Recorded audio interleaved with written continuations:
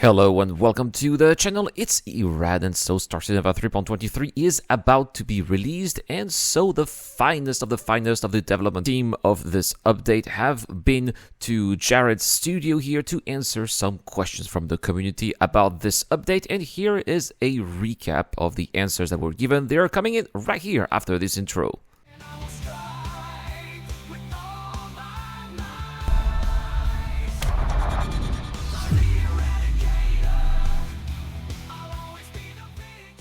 So the first question here is about the fauna in Star Citizen, which comes with 3.23, and the community wants to know why the space cow or the space whale are not in the game, and instead we have the Marok or the Copian, and the answer is very simple here. Those animals are easy to create and put in the game, and this also allows the teams here to create missions around these animals, which will later be used for other species. We move on to the economy, and with 3.23, the prices of armor, weapons, and ships are going to change based on the degree of technology, rarity, and also the prestige of the manufacturer. The rewards of missions are also going to change. If a mission is longer, it's going to have a better reward, but a mission is going to be simpler or without any danger should be earning less. The developers also want to bring changes when it comes to the spendings of the players, which should increase, which will then motivate players to play more to earn more money in the game. Next question here is a question that a lot of people are having. Will there be a wipe for Star Citizen 3.23? The answer is yes, at least when it comes to money and or rentals in Arena Commander. The developers did not mention the inventory nor the ships that we are owning right now, which is interesting, so there might be a chance that we might keep our ships, at least for this update. So if you have managed to gather a lot of money in the game, now is the time to spend it.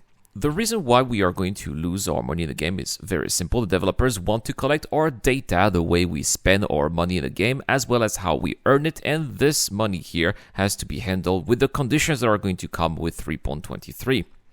Next, we'll talk about reputation and what is going to change here with 3.23. It's true that the new friendly and hostility system is not very visible in Stanton right now, simply because it was put in 3.23 to be there at a lower, smaller scale here, only with the Dusters on Hurston and the Ninetales on Grimex. But the true reason for this new functionality, this new feature, is Pyro, where there's going to be no law, no police. And so this reputation system is going to be the one that will frame the relations between the players and the factions that are going to be there.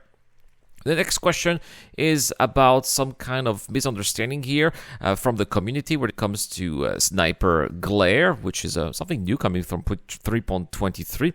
And here CIG want to do some balance here for sniping, especially when it comes to the future, where the death of our character is going to be far more important than it is right now. So the developers think that snipers are going to have an advantage that's going to be too strong, and so the Sniping Glare is going to give the players an indication that they are being targeted, and perhaps this could also warn them that they are going to die if they don't take the necessary measures to prevent that from happening.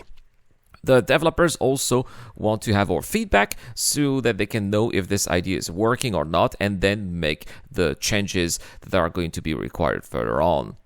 We then move on to master modes and what is behind this change. The developers are saying here that they are aware that there are always changes in the game, also including changes with the way players are fighting or flying their ships, and so they have noticed that space combat is usually all about jousting, which is not very fun. So the developers are trying to create a system that is going to be satisfactory for pilots who are not necessarily expert, as well as elite pilots.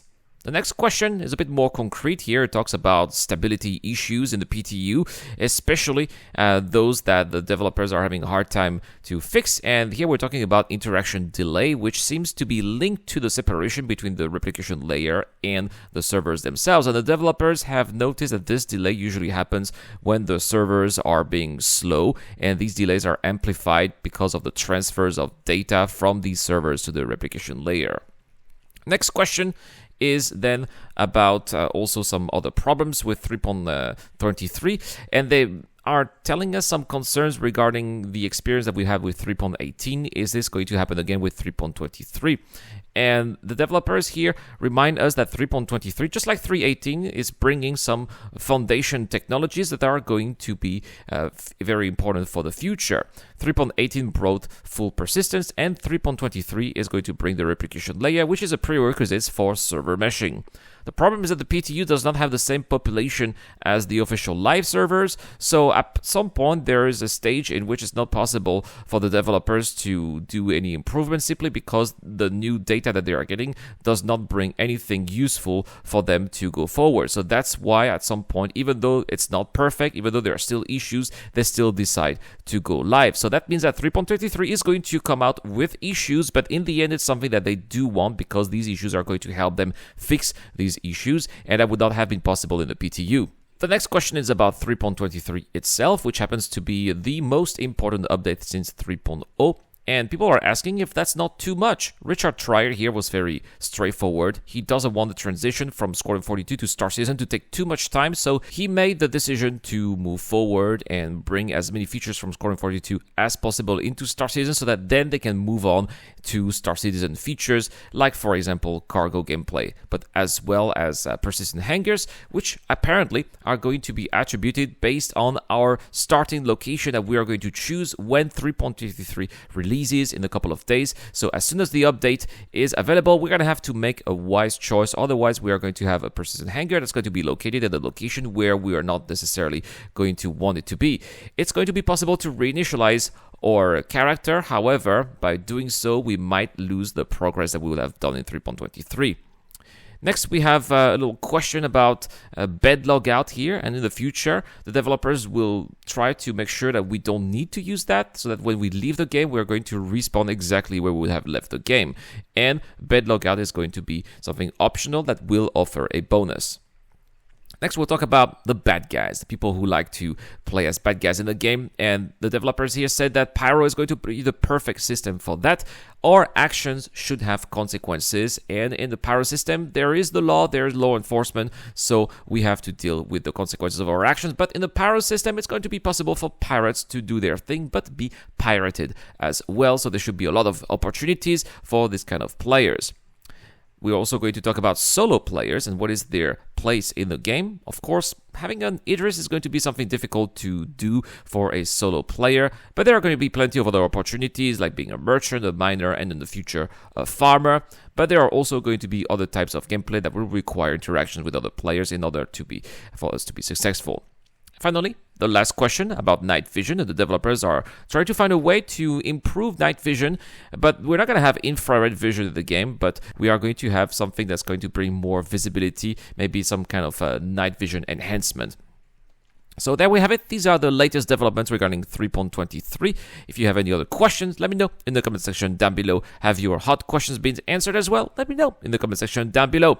If you want to have more Star Citizen content, let me know with a thumbs up, and subscribe is also going to do the trick, and it really helps the channel as well. A big shout out to the people who are helping me on Patreon and YouTube via the membership program. That includes Dr. Frobin, Zero Crusher, Deplorable Fidel, and the Key Ducker. I have been Irad, and I'll see you guys in the next one.